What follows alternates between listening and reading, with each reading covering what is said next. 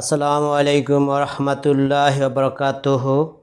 যারা এবছর college admission পরীক্ষায় অংশগ্রহণ করবে তাদের উদ্দেশ্যে আমার এই ক্ষুদ্র আয়োজন। আজকে আমরা ত্রিকোণমিতিক নবম অধ্যায়ে আলোচনা করব।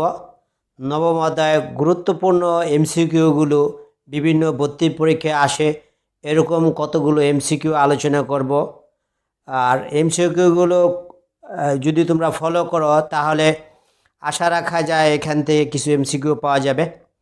তা একটা চিত্র, ষড়ভুজের একটা চিত্র তোমাদের সামনে প্রদর্শিত হয়েছে। তা চিত্রটা দেখা যাইতেছে যে প্রত্যেকটা কণায় ত্রিকোণমিতিক 6টা অনুপাত আছে। ত্রিকোণমিতিক অনুপাত সাইন থিটা আছে, কস থিটা আছে, ট্যান থিটা আছে, cosec theta, sec theta, cot theta. এটা সূত্রটা এরকম হবে যে কোণায় কোণায় বিপরীত মান গ্রহণ করবে। দেখো, আমরা যদি এই কোণাকে যোগ করে দেই তাহলে সাইন থিটা হবে 1/, কোসেক থিটা, আর কোসেক থিটা হবে 1/, সাইন থিটা।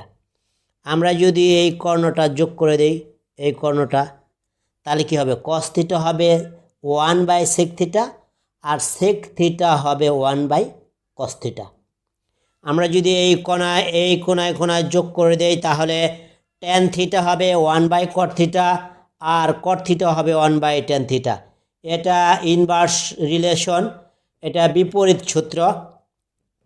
আমরা বিপরীত সূত্র, এই ছকটা যদি আমরা মনে রাখি তাহলে আমাদের বিপরীত সূত্র আমাদের সহজে মনে থাকবে। দেখো, আরেকটা রেশিও রিলেশনের দিকে এই প্রত্যেকটা তার পরের দুইটার অনুপাতের সমান। যেমন সাইন থিটা হলো কোসেক থিটা, কস থিটা আর কট থিটার অনুপাতের সমান। সাইন থিটা হবে হলো কস থিটা, সাইন থিটা হবে হলো কস থিটা ভাগ কট থিটা। আবার কস থিটা হবে কট থিটা ভাগ কোসেক থিটা। কস থিটা হবে কট থিটা ভাগ কোসেক থিটা। আবার যদি আমরা কট থিটা সূত্র লিখতে যাই, কট থিটা, এই কট থিটা হবে কোসেক থিটা ভাগ সেক থিটা। কোসেক থিটা ভাগ সেক থিটা।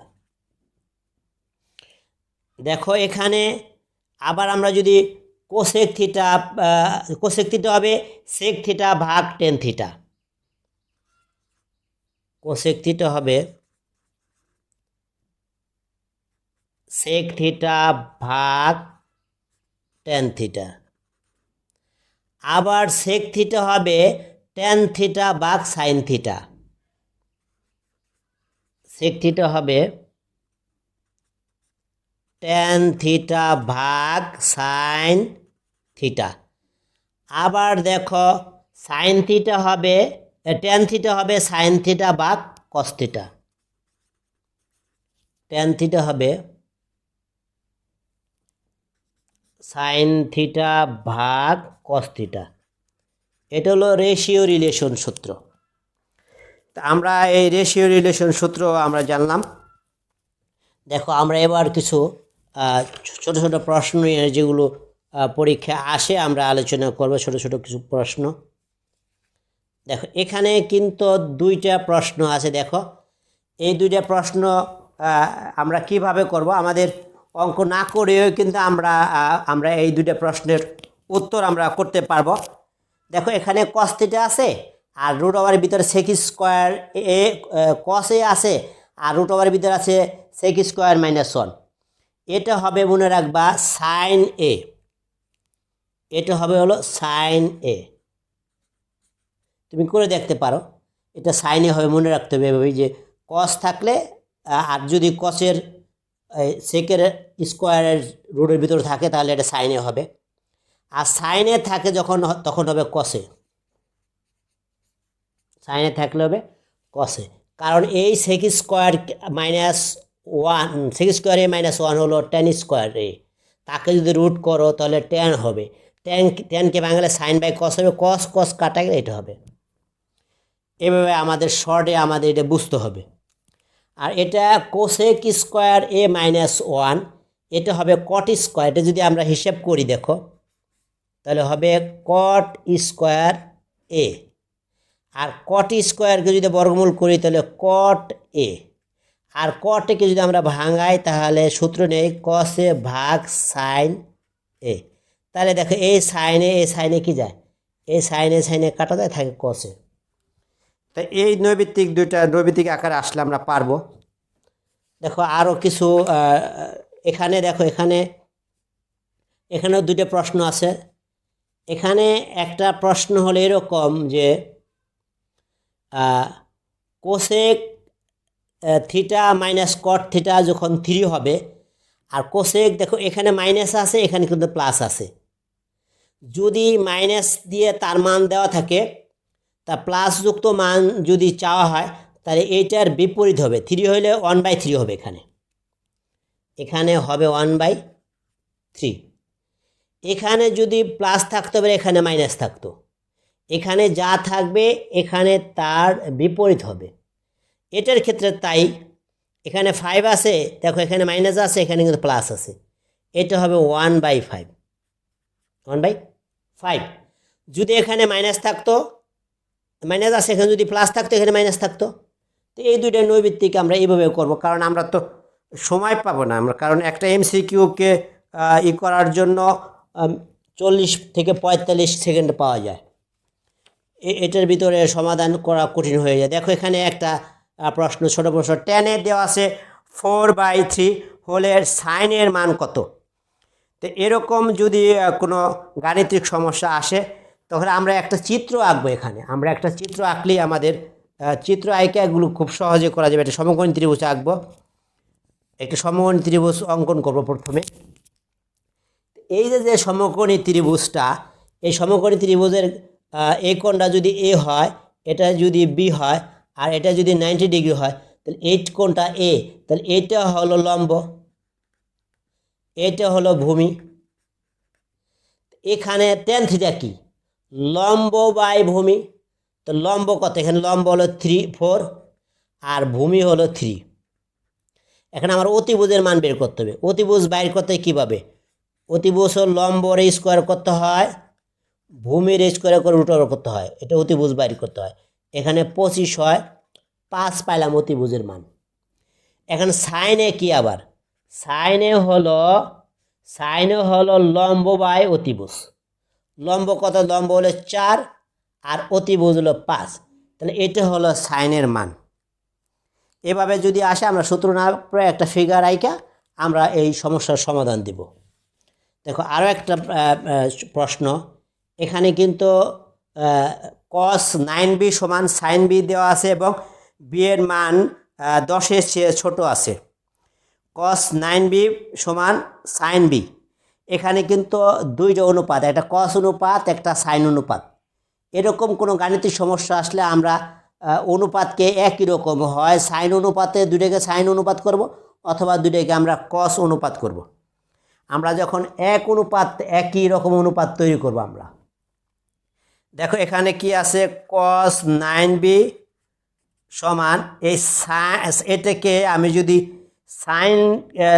সাইনকে cos লিখি, তাহলে কিন্তু 90-র সাথে তুলনা করতে হয়, 90 মাইনাস বি, 90 মাইনাস বি, এটা 90 মাইনাস বি হবে, 90 মাইনাস বি। যদি 90 মাইনাস বি লিখি তাহলে এখানে 90 থাকার কারণে কস কি হয়ে যাবে, সাইন হয়ে যাবে। তো এটা যদি এরকম লিখি আমরা, তাহলে দেখো আমরা কোন কোয়াড্রেন্টে পড়ে, হিসেব করো, 90 মাইনাস, তাহলে কি এখানে অল পজিটিভ পড়ে। এখানে আমরা উভয় পক্ষে যদি কস বাদ দেই, তাহলে 9b সমান কত, 90 ডিগ্রি মাইনাস বি। বি যদি এই পাশে চলে আসে তাহলে 10b হয়, 10b সমান কত, 90, তাহলে বি সমান হলো 10 ডিগ্রি। বি এর মান কত ডিগ্রি, 10 ডিগ্রি পাইলাম আমরা বি এর মান। দেখো বি এর মান আমরা 10 ডিগ্রি পাইলাম। এখানে যদি আমরা বি এর মান 10 ডিগ্রি চেয়ে বলছে 10-এর চেয়ে কম, এখানে বলছে বি এর মান কত, 10-এর চেয়ে কম। অ্যান্ড 10-এর চেয়ে কম কত? 10-এর চেয়ে কম আমরা 9 ধরে নিই, 10-এর চেয়ে কম ধরি, একটু 9 ধরি, এমন মান ধরি যাতে এই মানটা পাওয়া যায়। তাহলে এখানে কি হয়, cot 5b বলছে, তাহলে cot 5 আর বি এর মান আমরা ধরলাম 9 ডিগ্রি দিলাম, 10-এর চেয়ে কম বলছে 9 ডিগ্রি দিলাম, তো cot 45 ডিগ্রি, আর cot 45 ডিগ্রির মান কত? 1। cot 45 ডিগ্রির মান হলো 1। তাহলে আমার এই প্রশ্নের উত্তর হলো 1। এই প্রশ্নের উত্তর আমরা 1 পেলাম। দেখো উত্তর 1 হয়ে গেল। আমরা কিন্তু এখানে এটা এইভাবে ধরেছি, কারণ বলে দিচ্ছি ওরা কিন্তু বি এর মান 10 ডিগ্রি সে ছোটো বলছে ওরা। দেখো আরও একটা গাণিতিক সমস্যা এখানে। এখানে কিন্তু দেখো এখানে এ প্লাস বি হলো 90 ডিগ্রি, আর tan এ হলো √3, বি কত? বি এর মান আমরা বের করি। এখানে দেওয়া আছে কি tan এ 1/√3। দেখো tan এ এখানে tan কত ডিগ্রি মান? tan 30 ডিগ্রি মান 1/√3। তো এর মান কত? এর মান হলো 30 ডিগ্রি, এর মান 30 ডিগ্রি। এ যদি 30 হয়, দেখেন কি আছে, এ প্লাস বি হলো 90 ডিগ্রি আছে। আচ্ছা, এর মান যদি 30 হয়, তাহলে বি এর মান কত হবে? দেখো বি সমান হবে 90 ডিগ্রি মাইনাস 30 ডিগ্রি, তাহলে 60 ডিগ্রি হবে বি এর মান। বি এর মান 60 ডিগ্রি হয়ে যাবে। উত্তর বি এর মান কত ডিগ্রি হলো? 60 ডিগ্রি হয়ে গেল। আমাদের 5 নাম্বারের উত্তর 60 ডিগ্রি। 5 নম্বর উত্তর আমরা পাইলাম কত ডিগ্রি? 60 ডিগ্রি পেলাম। দেখো আমরা এবার 6 নম্বর প্রবলেমটা এখানে 6 নম্বর একটা গাণিতিক সমস্যা। এখানে ওদের প্রশ্নটা এরকম যে কোনো সমকোণী ত্রিভুজের লম্ব ভূমির 1/3 গুণ, তাহলে তাদের অন্তর্ভুক্ত কোণ কত? লম্ব আর ভূমির অন্তর্ভুক্ত কোণ কত? লম্ব এবং সমকোণ ত্রিভুজের লম্ব এবং ভূমির অন্তর্ভুক্ত কোণ। এখানে লম্ব এবং ভূমির অন্তর্ভুক্ত কোণ বের করতে বলছে। সমকোণ ত্রিভুজের এখানে দেওয়া আছে সমকোণ ত্রিভুজের লম্ব ভূমির এত অংশ, তাদের অন্তর্ভুক্ত কোণ আমাদের বের করতে হবে। সমকোণী ত্রিভুজের দেখো এখানে যাই বলা থাক না কেন, মনে রাখবা যে সমকোণ ত্রিভুজের লম্ব আর ভূমির অন্তর্ভুক্ত কোণ সবসময়ের জন্য 90 ডিগ্রি হয়। লম্ব আর ভূমির অন্তর্ভুক্ত কোণ সবসময়ের জন্য 90 ডিগ্রি হয়। এখানে গুণ যত গুণই বলে দেখ না কেন, এটা তোমাদেরকে একটু দ্বিধাদ্বন্দ্ব ফেলে দেওয়ার জন্য এই কাজ করে। এই জন্য আমরা সমকোণ ত্রিভুজের লম্ব আর ভূমি কে ছোট কে বড় এটার কোনো ব্যাপার না, এখানে লম্ব আর ভূমির অন্তর্ভুক্ত কোণ সবসময়ের জন্য 90 ডিগ্রি। দেখো এখানে একটা গাণিতিক সমস্যা। এখানে কিন্তু একটু ওরা একটু টেকনিক করে এটা প্রশ্নটা দিয়েছে। 1/sin² 15 degree minus 1/cos² 15 degree. আচ্ছা 1/sin মানে কি? Cosec square. এখানে কি হবে? Cosec square 15 degree minus 1/cos² মানে কি? Sec square. এখানে সেক স্কোয়ার 15 ডিগ্রি। আমরা জানি cosec square theta minus sec square theta হলো 1। Cosec square theta minus sec square theta কি? 1। এটা আমাদের সূত্র, আমরা ত্রিকোণমিতিক সূত্র থেকে আমরা জানি। দেখো আরও একটা গাণিতিক প্রবলেম। দেখো এখানে 8 নাম্বার, কট থিটা মাইনাস 30 ডিগ্রি সমান √3 হলে tan থিটা কত? আমি এখান থেকে প্রথমে থিটার মান বের করব। দেখো থিটার মান কট থিটা মাইনাস 30 ডিগ্রি সমান √3 হলো কট কত ডিগ্রি মান? কট 30 ডিগ্রি মান হলো √3। কট 30 ডিগ্রি, কট 30 ডিগ্রি হলো √3। আচ্ছা কট 30 ডিগ্রি হলো √3 হলো এখানে থিটা মাইনাস 30 ডিগ্রি সমান 30 ডিগ্রি, কট বা থিটা সমান কত হবে? 60 ডিগ্রি হবে এখানে। থিটা সমান 60 ডিগ্রি। এখন যদি আমরা ট্যান থিটার মান ওরা চাইছে, দেখো ট্যান থিটার মান 60 ডিগ্রি হলে এখানে কত? √3 হবে। ট্যান 60 ডিগ্রি মান হলো √3, তাহলে এইটার উত্তর হবে √3। এটার উত্তর √3 হবে। এটা 8 নাম্বার প্রবলেমটা আমাদের সলভ হয়ে গেল। দেখো আরও একটা গাণিতিক সমস্যা এখানে দেখো 9 number sine square 25 degree plus sine square 65 degree এটার সমান কত। এখানে কিন্তু দুটোই সাইন, কিন্তু অ্যাঙ্গেলটা ভিন্ন ভিন্ন, একটা 25 একটা 65, কিন্তু অনুপাত যেমন সাইন দুটোর ভিতরে সাইন আছে আবার স্কোয়ার আছে, কিন্তু অ্যাঙ্গেলটা একটু ভিন্ন। আমরা অ্যাঙ্গেলটাকে ঠিক করে নিব। আমরা অ্যাঙ্গেলটাকে ঠিক করে নেব। আমরা অ্যাঙ্গেল ঠিক করার জন্য দেখো এখান থেকে কিভাবে অ্যাঙ্গেল ঠিক করা যায়, এখান থেকেও ঠিক করা যায়, এখান থেকেও ঠিক করা যায়। আমরা এখান থেকে অ্যাঙ্গেলটা ঠিক করি। দেখো আমরা যদি এখানে কস স্কোয়ার লিখি তাহলে 90 মাইনাস কত 65, দেখো যদি বাদ দেয় তাহলে কত হয় 25 হবে। দেখো তারপরে সাইন স্কোয়ার 65 ডিগ্রি। এখানে দেখো এখানে আমি কেন লিখলাম, আমি এই 25-এর পরিবর্তে কিন্তু আমি এটা লিখেছি। আর 90 লেখার কারণ কি, 90 লিখলে সাইন কস হয়ে যায়, আবার কস কি হয়ে যায় সাইন হয়ে যায়। তাহলে এখন কস স্কোয়ার কী হবে, এখানে আমরা এটা ভাঙাই লিখছি। দেখো এটা ভাঙাইয়া লিখলাম, এটা সাইনই থাকবে, সাইনই থাকবো, কিন্তু পরেক্ষণ কি হয়ে যাবে সাইন থাকার কারণে। দেখো এখানে কিন্তু আমাদের এই যে সাইন পরে কস হয়ে 65 ডিগ্রি হবে, কস হয়ে 65 ডিগ্রি হবে, আর এটার মান কত হবে 1 হবে। একটু খেয়াল করো তোমরা। এখানে দেখো আমরা কিন্তু সাইন স্কোয়ার রেখে দিয়েছি, আর 25-এর পরিবর্তে লিখছি 90 মাইনাস 65, তার মানে 25। এখনও 90 থাকার কারণে এই সাইন কী হয়ে গেছে কস হয়ে গেছে, আর এই 65 রয়ে গেছে। আমরা তো জানি 90-এর পরে যোগ থাক আর বিয়োগ থাক, 90-এর পরের অংশটা লিখতে হয়, আর 90-এর কারণে এখানে সাইন থাকলে কস হয়ে যায়, কস থাকলে সাইন হয়ে যায়। এটা ছিল এটা হলো 9 নম্বর। এবার 10 নম্বর গাণিতিক সমস্যাটা দেখো। 10 নম্বর প্রশ্নটা বলছে কত ডিগ্রি কোণের সাথে তুলনা করলে লম্ব আর অতিভুজ সমান হবে। তো লম্ব আর অতিভুজ তো কখনো সমান হয় না, কিন্তু বড় বলছে কত ডিগ্রি কোণের সাথে তুলনা করলে লম্ব আর অতিভুজ কী হবে সমান হবে। তা আমরা যদি সাইন থিটা লিখি, সাইন থিটা হলো লম্ব বাই অতিভুজ। আচ্ছা, লম্ব আর অতিভুজ যদি সমান হয়, মনে করি লম্ব এ অতিভুজও কি এ, যেহেতু দুইটা সমান বলছে, তারপরে সাইন থিটা সমান কত 1।